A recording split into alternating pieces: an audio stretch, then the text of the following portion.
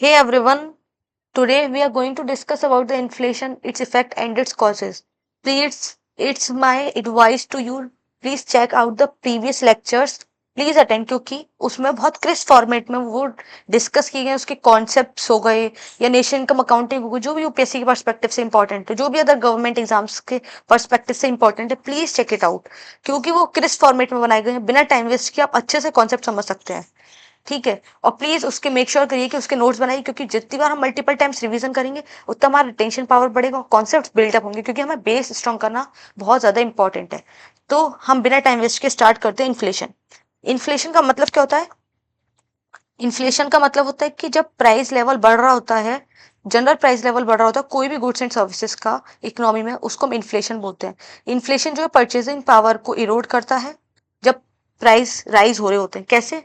Suppose करिए 2000 की बात है जब हमें एक कॉफी $1 की मिलती थी, फिर 2010 में $1.25 की मिली, अब टू $0.59 की डॉलर की मिली। मतलब पहले मुझे इतने की मिलती थी अब इतने की मिल गई। मतलब वही सेम कॉफी मुझे 2000 में कितने की मिलती थी $1 की और अब कितने की मिल रही है $1.59 की। मीन्स प्राइस लेवल बढ़ गया जिससे कि मेरी परचेजिंग पावर, मुझे ज्यादा पैसा देना पड़ेगा तो परचेजिंग पावर मेरी इरोड हो गई। पहले मैं एक कॉफी $1 में खरीद रही थी, अब मुझे $1.59 देने पड़ेंगे तो मेरी परचेजिंग पावर जो है वो रिड्यूस हो गई जिससे कि हमारी इरोडिंग, ये इरोड होती है, परचेजिंग पावर को इरोड करता है। ठीक है। इन्फ्लेशन का मतलब ये होता है कि ये general price level increase in the general price level yes of goods and services, यही होता है इन्फ्लेशन। यस। अब इन्फ्लेशन मेजर किस में होता है? इन्फ्लेशन मेजर होता है इन परसेंटेज। हम कैसे बोलते हैं कितने कितना परसेंट इन्फ्लेशन, ऐसे बोलते हैं। मेजरमेंट किस में होता है? परसेंटेज में मेजरमेंट होता है। लाइक इन 2000 कोई कॉफी मिल रही थी ₹10 की, ठीक है। इन 2010 वो कॉफी मिलती है मुझे ₹12 की। फिर 2020 में वही कॉफी सेम मुझे ₹20 की मिलती है। इसका मतलब क्या है? हम कैसे पता लगाएंगे कि हमारा इन्फ्लेशन कितना है? चेंज कितना, देखो कितने रुपए का चेंज आया, ₹2 का। फिर बेस ईयर लेते हैं, ₹10 इंटू 100, इससे हमारा परसेंटेज कैलकुलेट हो जाता है। मीन्स 20% का इन्फ्लेशन है, 20% का इन्फ्लेशन है। अब इसमें देखें तो कितने रुपीज का चेंज है? 12 से 20 हो गया, 8/12 इंटू 100 तो जितना भी आएगा वो परसेंटेज चेंज हो जाएगा, मतलब इतने परसेंट इन्फ्लेशन है इकोनॉमी में। तो मेजरमेंट जो होता है इन्फ्लेशन का वो परसेंटेज में होता है। ठीक है। इसके कुछ कॉजेस होते होंगे, कुछ इफेक्ट्स होते होंगे इन्फ्लेशन के। जो कॉजेस है वो कॉस्ट पुश इन्फ्लेशन है, डिमांड पुश इन्फ्लेशन है, मॉनेटरी पुश इन्फ्लेशन है। वो सब हम एक एक करके डिस्कस करते हैं। ठीक है। अब हम बात करते हैं कॉस्ट पुश इन्फ्लेशन की। Cost push inflation,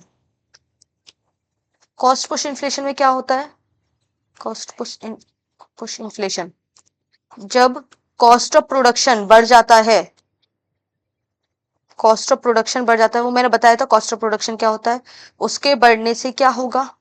increase in the prices, increase हो जाएंगे prices, increase in the price of goods and services, जिससे कि इन्फ्लेशन आएगा। अब कॉस्ट पुश इन्फ्लेशन में हम एग्जांपल्स दे सकते हैं किस किस से इन्फ्लेशन बढ़ सकता है। जैसे सप्लाई डिस्ट्रप्शन हो गया,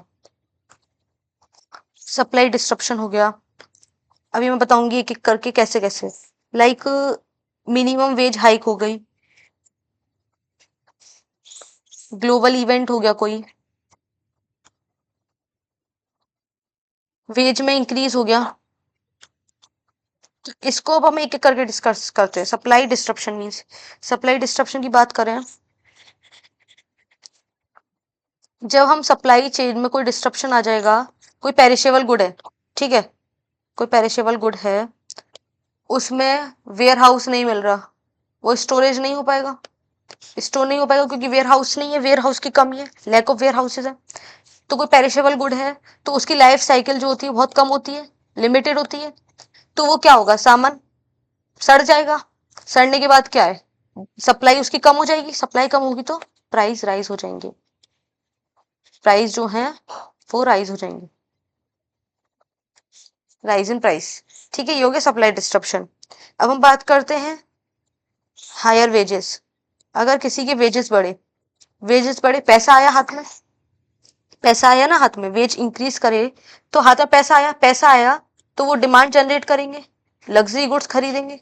अगर मेरे पास इनकम ज्यादा है तो मैं, पहले इनकम मेरी 100 रुपए थी, अब मेरी इनकम 200 रुपए हो गई है, तो मैं अब बहुत अच्छा अच्छा कंज्यूम करूंगी।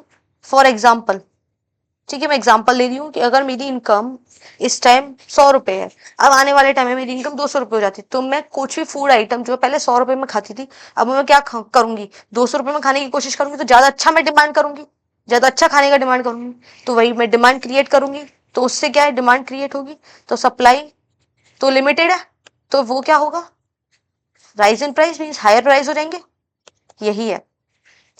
अब ग्लोबल इवेंट्स की बात करते हैं। ग्लोबल इवेंट्स में हम रशिया यूक्रेन वॉर का एग्जांपल ले लें। Russia Ukraine war, global event में हम कोविड-19 का एग्जांपल ले सकते हैं। रशिया यूक्रेन वॉर से क्या हुआ, क्रूड ऑयल क्या है, महंगा हो गया। क्रूड ऑयल महंगा हो गया तो इससे क्या हुआ, supply chain, cost of production बढ़ जाएगा, क्योंकि raw material, as a raw material crude oil use होता है, तो क्रूड ऑयल महंगा हो गया, रॉ मटेरियल महंगा हो गया, तो कॉस्ट ऑफ प्रोडक्शन बढ़ जाएगा। यस, ग्लोबल इवेंट की बात हो गई। अगर टैक्सेस बढ़ते हैं, सपोज करो इनडायरेक्ट टैक्स बढ़ता है, इनडायरेक्ट टैक्स बढ़ता है, तो वो किस पे आएगा, कॉस्ट ऑफ प्रोडक्शन पे इम्पैक्ट आएगा उसका।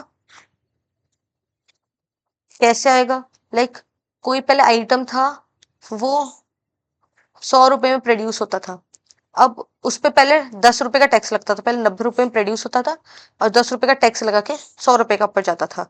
अब वही आइटम 90 रुपए का तो पड़ रहा है, पर 20 रुपए का टैक्स लग गया, तो 110 का हो गया। महंगा हो गया कि नहीं हो गया, because of taxes, cost of production बढ़ गया नहीं बढ़ गया। तो यही है cost push inflation, means cost को इंक्रीज कर रहा है। कॉस्ट ऑफ प्रोडक्शन नहीं बढ़ा इसमें, कॉस्ट इंक्रीज हो गया, आइटम तो उतने का ही है 90 रुपए का, बस टैक्सेस बढ़ गए। ये तो हो गया कॉस्ट पुश इन्फ्लेशन। अब हम बात करें demand pull inflation. Demand pull inflation, demand means जब हम डिमांड ज्यादा करेंगे तो वो हायर प्राइस पे जाएगा, मीन्स राइज इन प्राइस होगा। क्यों, क्योंकि सप्लाई लिमिटेड है, सप्लाई इज लिमिटेड। हम कोई एकदम से आके डिमांड करता है चीजों का, लाइक फेस्टिवल्स के टाइम पे, फेस्टिव सीजन के टाइम पे सब चीजें महंगी क्यों हो जाती हैं, फ्रूट्स वगैरह महंगे हो जाते हैं, क्यों हो जाते हैं, क्योंकि उनकी डिमांड बढ़ जाती है, डिमांड बढ़ने की वजह से उनका जो है प्राइस लेवल भी बढ़ जाता है, प्राइस लेवल बढ़ जाता है फ्रूट्स का, ये सबने नोटिस किया होगा फेस्टिव सीजन के टाइम पे।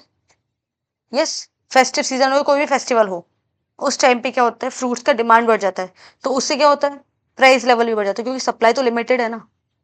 समझ आया, तो ये होता है demand pull inflation, means demand बढ़ाना होता है। Demand pull inflation when demand for goods increases and exceeds production capacity. अब हम बात करें डिमांड पुल इन्फ्लेशन कैसे कैसे होता है। डिमांड पुल इन्फ्लेशन,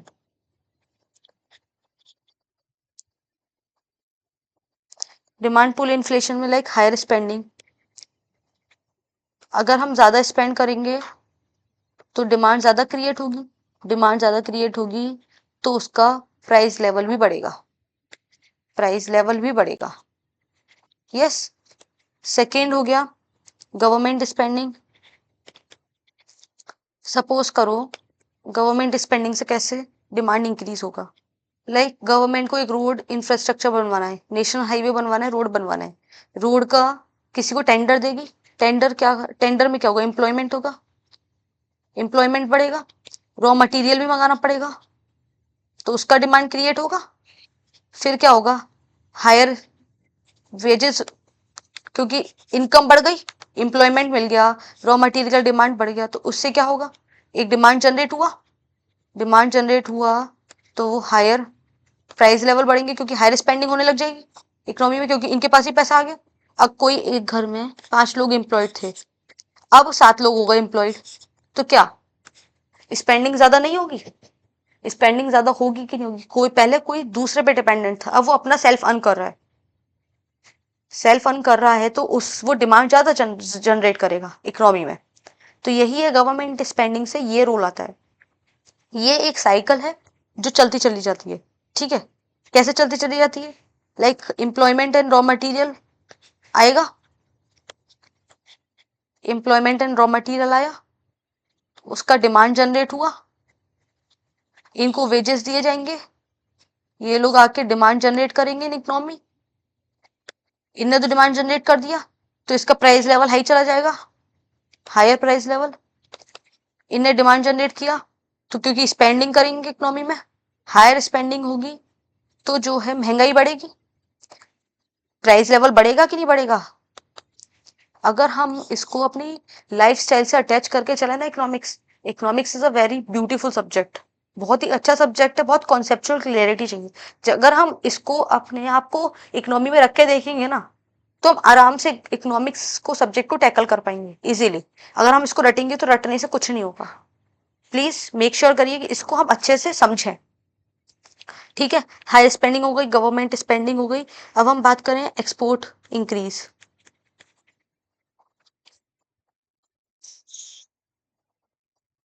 एक्सपोर्ट बढ़ने लग गए हैं तो इकोनॉमी में पैसा ज्यादा आने लग गया है।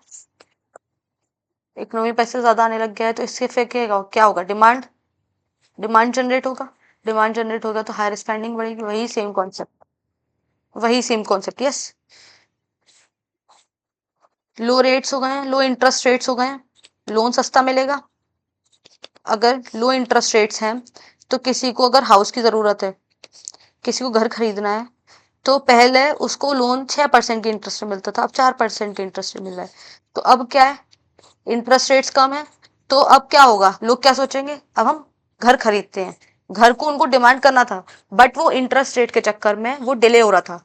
जैसे ही इंटरेस्ट रेट कम हुए उनने एक घर परचेस किया, उनने एक डिमांड जनरेट किया, डिमांड जनरेट किया इकोनॉमी में।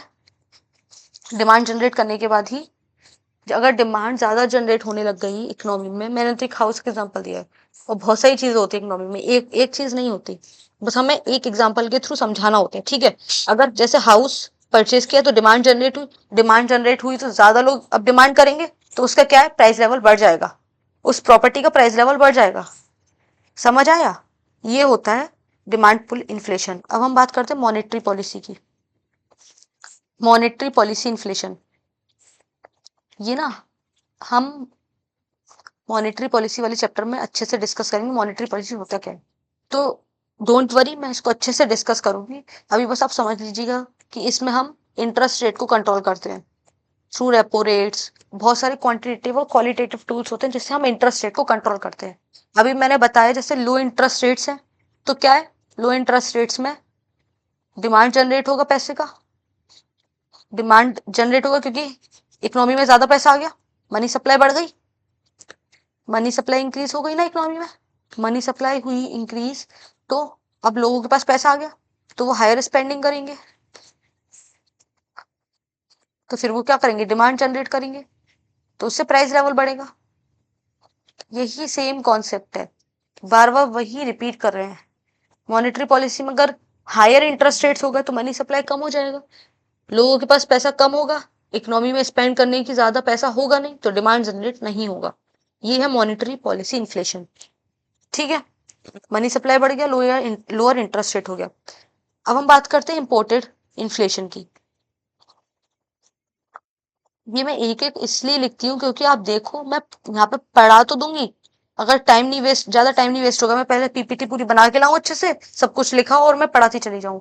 इससे ना आपका रिटेंशन पावर ज्यादा जाएगा, आपको लगेगा तो बोरिंग लेक्चर है। अगर मैं साथ साथ लिख रही हूँ तो आप नोट्स में भी अपने लिख सकते हो और वो समझ भी सकते हो। ठीक है, इसलिए मैं आपके साथ साथ लिखती हूँ वीडियो में। इसमें क्या होगा इम्पोर्टेड इन्फ्लेशन में, मैंने क्रूड ऑयल का एग्जांपल दिया था, इसमें भी मैं क्रूड ऑयल का एग्जांपल देती हूँ। क्रूड ऑयल का प्राइस महंगा हो गया, वो इम्पोर्ट होता है, इम्पोर्ट होता है तो उसका क्या है, एज अ रॉ मटेरियल वो बहुत सारी इंडस्ट्रीज में यूज आता है, as a raw material use आता है तो रॉ मटेरियल यूज आता है तो कॉस्ट ऑफ प्रोडक्शन बढ़ जाएगा, कॉस्ट ऑफ प्रोडक्शन बढ़ेगा तो उस प्रोडक्ट का प्राइस भी बढ़ेगा, higher price of any goods, कोई भी गुड का प्राइस बढ़ेगा जो भी क्रूड ऑयल से बन रहा होगा, ऐसा रॉ मटेरियल जिसमें भी क्रूड ऑयल यूज हो रहा होगा तो प्राइस बढ़ जाएगा, उसका प्राइस बढ़ेगा तो उसमें क्या, गुड्स का प्राइस बढ़ गया। ये हो गया इम्पोर्टेड इन्फ्लेशन। इम्पोर्टेड इन्फ्लेशन में क्या हुआ कि राइज इन इम्पोर्ट्स प्राइसेस, हम लिख सकते हैं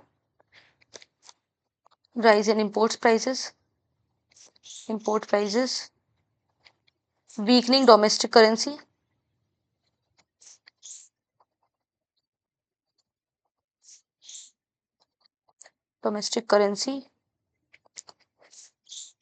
increased cost of imports,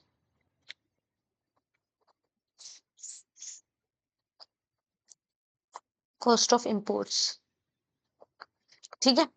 ये हो गया हमारा इम्पोर्टेड इन्फ्लेशन। अब हम दूसरे की बात करें, स्ट्रक्चरल इन्फ्लेशन की। स्ट्रक्चरल इन्फ्लेशन लाइक रिसेंटली हमने देखा था कुछ महीनों, कुछ सालों पहले, कि टमाटो के प्राइसेस एकदम से शूट अप हुए थे। क्यों शूट अप हुए थे? क्योंकि उसमें कोई बैक्टीरिया लग गया था जिससे वो सड़ने लग गए थे, क्योंकि पेरिशेबल गुड्स हैं, सड़ने लग गए थे। या हम टमाटो की छोड़ें तो कोई दूसरा एग्जांपल लेते हैं, लाइक हम टमाटो का एग्जांपल ले लेते हैं। टमाटो का प्रोडक्शन ज़्यादा हो गया है, बट वेयर हाउस नहीं है, या लॉजिस्टिक की फैसिलिटी नहीं है इतनी अच्छी, नहीं है, पर ये पेरिशेबल गुड्स है, बल्क में प्रोडक्शन है, but due to these structural issues, inefficiencies, कि वेयर हाउस नहीं है हमारे पास, लॉजिस्टिक की प्रॉब्लम आ रही है, तो इससे क्या होगा, इससे पेरिशेबल गुड्स सप्लाई जो है लिमिटेड हो जाएगी। तो इसका क्या है, प्राइस बढ़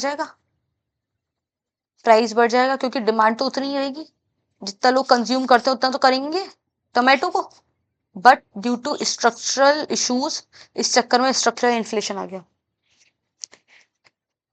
या फिर स्किल्ड लेबर नहीं है, ठीक है, ये एक स्ट्रक्चरल इन्फ्लेशन, ये है कि स्ट्रक्चर के चक्कर में, लाइक मैं अगर बात करूं बड़ी बड़ी कंपनीज की, वहां पे लैक ऑफ स्किल्ड लेबर है ही नहीं। स्किल्ड लेबर नहीं है तो कॉस्ट ऑफ प्रोडक्शन बढ़ेगा, क्योंकि वो ज्यादा प्रोड्यूस ही नहीं कर पाएंगे। यस, तो उससे क्या होगा, इनएफिशिएंसीज क्रिएट होंगी उस कंपनी में, उसकी वजह से हायर जाएगा प्राइस लेवल जाएगा ज्यादा, तो उससे कॉस्ट ऑफ प्रोडक्शन भी बढ़ेगा। ठीक है, अब हम बात करते हैं वेज स्पाइरल इन्फ्लेशन।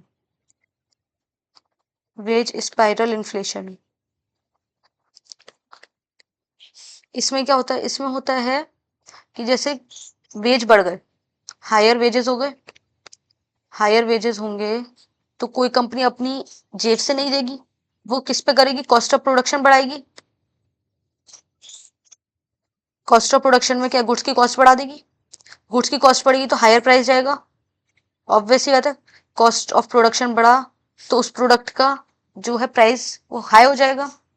हाई होने के बाद ये क्या डिमांड करेंगे, demand for higher wages demand करेंगे। अब इनको और भी स्पेंडिंग करनी है, अब इनने अपने वेजेस बढ़वाए क्योंकि महंगाई बढ़ गई थी, पहले 4% की महंगाई थी, और फिर कॉस्ट ऑफ प्रोडक्शन ने बढ़ा दिया, फिर प्राइस लेवल भी हाई हो गया गुड्स का। फिर क्या है, वो लोग जो जॉब कर रहे हैं वो फिर डिमांड करेंगे हायर वेजेस की और, तो यही एक साइकिल, एक लूप चलता चला जाएगा। ये होता है वेज स्पाइरल इन्फ्लेशन। ठीक है, हो गया क्लियर। अब हम बात करते हैं बेस्ड ऑन स्पीड, किस स्पीड से इन्फ्लेशन बढ़ रहा है। Like creeping inflation, it is good for the economy, 1 to 4% होता है when the inflation rate slowly increases over time. For example, the inflation rate increases from 2 to 3% or to 4% a year. Working inflation means 2 से लेके 10% तक जो भी inflation होता है वो वर्किंग इन्फ्लेशन होता है। रनिंग इन्फ्लेशन होता है 10 से 20% के बीच में, जो कि when inflation start to rise at a significant rate, जब एक सिग्निफिकेंट रेट पे बढ़ते चले जाते हैं तो उसको रनिंग इन्फ्लेशन बोलते हैं। अगर 10% से 20% के बीच में तो उसको रनिंग इन्फ्लेशन बोलेंगे। हाइपर इन्फ्लेशन क्या होता है, जब बहुत ज्यादा तेजी से इन्फ्लेशन आ रहा है, जिम्बाब्वे में जैसा हुआ था, तो टोटल कोलैप्स हो जाती है करेंसी और इकोनॉमिक क्राइसिस हो जाती है इससे। ये बेस्ड ऑन स्पीड होता है कि कितनी स्पीड से इन्फ्लेशन बढ़ रहा है। अब हम बात करते हैं कि इन्फ्लेशन क्या इकोनॉमी के लिए अच्छा है या नहीं। Inflation is good for economy और not, inflation is good for economy और नॉट, फॉर इकोनॉमिक ग्रोथ।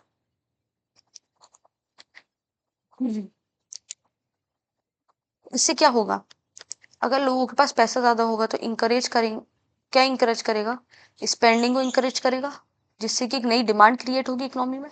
नई डिमांड क्रिएट होगी तो सप्लाई भी बढ़ेगी, तो हमारे इससे क्या होगा, डिमांड ज्यादा क्रिएट हुई, स्पेंडिंग ज्यादा बढ़ी, तो जीडीपी भी बढ़ेगा।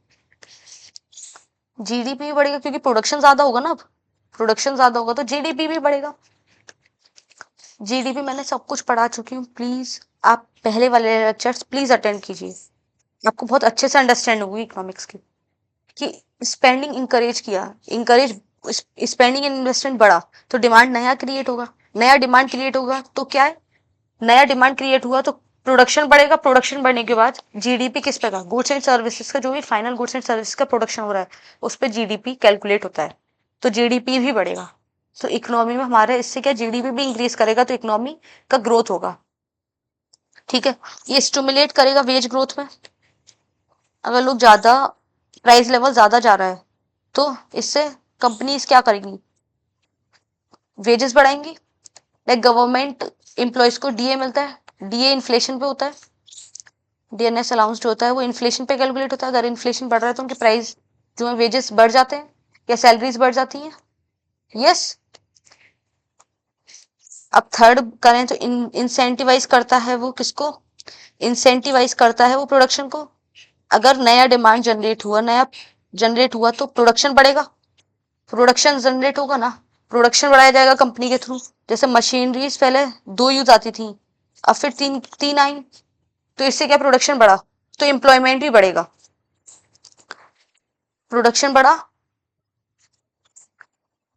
प्रोडक्शन बढ़ा तो क्या होगा, इससे एम्प्लॉयमेंट जनरेट होगा, एम्प्लॉयमेंट जनरेट होगा तो इससे इनके पास वेजेस आएंगे सॉरी, इनके पास वेजेस आएंगे, तो वेजेस आने से क्या होगा, ये फिर अपना स्पेंड कर पाएंगे, स्पेंड करने से ये नया डिमांड जनरेट करेंगे। यस, तो यही है पूरा लूप कि प्रोडक्शन इंसेंटिवाइज करने से क्या होता है, परचेजिंग पावर रिड्यूस हो जाती है, वो अब हम देखते हैं कि कॉजेज ऑफ इन्फ्लेशन में क्या होता है, फैक्टर अफेक्टिंग डिमांड, डिमांड कैसे बढ़ता है, जैसे मनी सप्लाई में इंक्रीज हुआ, लोअर इंटरेस्ट रेट हुआ, मनी सप्लाई में इंक्रीज हुआ, वो सब मैं बता चुकी हूँ। ठीक है, इंक्रीज इन डिस्पोजेबल इनकम, किसी की इनकम ज्यादा आई, ज्यादा बढ़ गई, जैसे मैंने अपना एग्जांपल दिया था या आप लोगों को एग्जांपल दिया था, आप एम्प्लॉय हो जाएंगे, एम्प्लॉयड हो गए सपोज करिए, अभी आप 0 रुपया कमा रहे थे, अर्न कर रहे थे, अब आप 15,000 50,000 रुपये कमाएंगे, तो एक नया डिमांड आप जनरेट करेंगे इकोनॉमी में, आपकी डिस्पोजेबल इनकम या इनकम बढ़ गई तो क्योंकि एम्प्लॉयड हो गए, या फिर मेरी इनकम पहले 100 रुपए होती थी, अब टैक्स कम हो गया, डिस्पोजेबल इनकम मेरी बढ़ गई, जो लास्ट की इनकम होती है आफ्टर टैक्सेस, सब कुछ करने के बाद जो बचता है मेरा पास, वो होती है डिस्पोजेबल इनकम। ठीक है, टैक्सेस वगैरह सब देने के बाद अगर पहले में 100 रुपए बचते थे, अब मुझे 200 रुपए बच रहे हैं, तो मेरी डिस्पोजल इनकम बढ़ गई, तो मैं कहीं और जाके उसका नया डिमांड जनरेट करूंगी कि नहीं करूंगी। Yes, increase in public expenditure, government spending मैंने बता दिया, एक एक चीज हम डिस्कस कर चुके हैं, फालतू का मैं यहाँ पे टाइम नहीं वेस्ट करूंगी, फिर से समझा के। इस increase in consumer spending, cheap monetary policy में बता चुकी हूँ, deficit financing, expansion of the private sector बढ़ेगा तो वो एम्प्लॉयमेंट जनरेट करेगा, वही सेम साइकिल। प्लीज आप भी ना थोड़ा समझिएगा, थोड़ा रिलेट कीजिएगा इस चीज को अपने आप ही, आप जब एम्प्लॉयड हो जाएंगे तो आप नया डिमांड जनरेट करेंगे कि नहीं करेंगे, करेंगे बेशक, ये तो कोई शक ही नहीं है ना, बिल्कुल करेंगे हम जनरेट, जनरेट किया तो क्या होगा, अगर 50 लोग पहले एम्प्लॉयड थे, अब 100 लोग एम्प्लॉयड हो गए, तो नया डिमांड जनरेट हुआ, नया डिमांड जनरेट हुआ तो वो डिमांड जनरेट होने की वजह से क्या है, उसमें प्रोडक्शन लेवल बढ़ेगा और हमारी इकोनॉमी भी बढ़ेगी, जीडीपी भी बढ़ेगा हमारा, इससे इन्फ्लेशन क्रिएट होगा क्योंकि प्राइस लेवल हाई जाएंगे।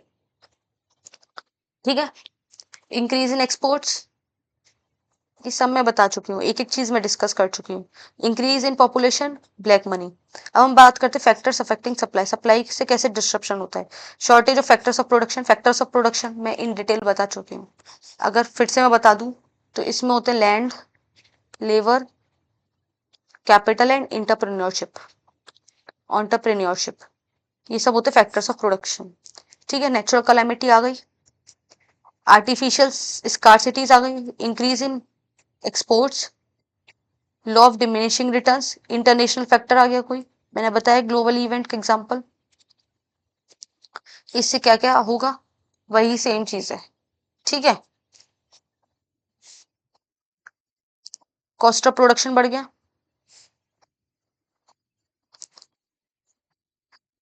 इससे इम्पैक्ट क्या होता है इकोनॉमी पे इन्फ्लेशन से?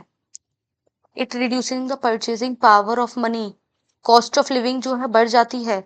इट डिस्करेजेस सेविंग्स, सेविंग को डिस्करेज करते हैं नहीं करता? पहले पहले इन्फ्लेशन था 2%, कोई मैं गुड्स लेने जाती थी तो मुझे 100 रुपए का मिल जाता था, बट अब इन्फ्लेशन बढ़ने से, तुम सपोज करो, मैं ऐसे नहीं समझाती, मैं इनकम लेके समझाती हूँ। पहले मेरी इनकम थी 10K की, ठीक है, मैं सेविंग कर पाती थी 2K।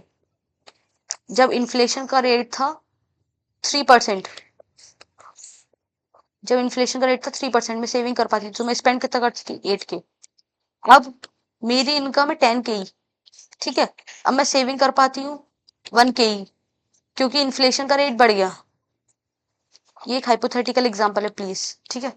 तो अब मेरा 5% इन्फ्लेशन हो गया सपोज करिए, तो अब मैं कितना स्पेंड करूंगी? 9K स्पेंड करूंगी, क्योंकि मैंने 1K सेव कर लिया केवल। तो मेरी इसमें सेविंग जो है इरोड हुई, सेविंग मैं कम कर पा रही हूँ, डिस्करेज करता है सेविंग को। It reduce the capital formation, capital formation नहीं हो पाएगा। It may lead to business uncertainty. कैसे कैसे अनसर्टेनिटी बढ़ेगी इसमें? अनसर्टेनिटी ऐसे आएगी कि मैंने नई डिमांड जनरेट करी, ठीक है। अगर हम कोविड-19 का एग्जांपल लें, कोविड-19 के टाइम पे एकदम अनसर्टेनिटी हुई कि प्राइस लेवल इतने ज्यादा शूट अप हो जाएंगे। क्यों? क्योंकि लोगों ने एक नया डिमांड जनरेट किया कि इन फ्यूचर लॉकडाउन लगने वाला था, ये सामान बेसिक नेसेसिटीज वाला मिलेगा या नहीं मिलेगा।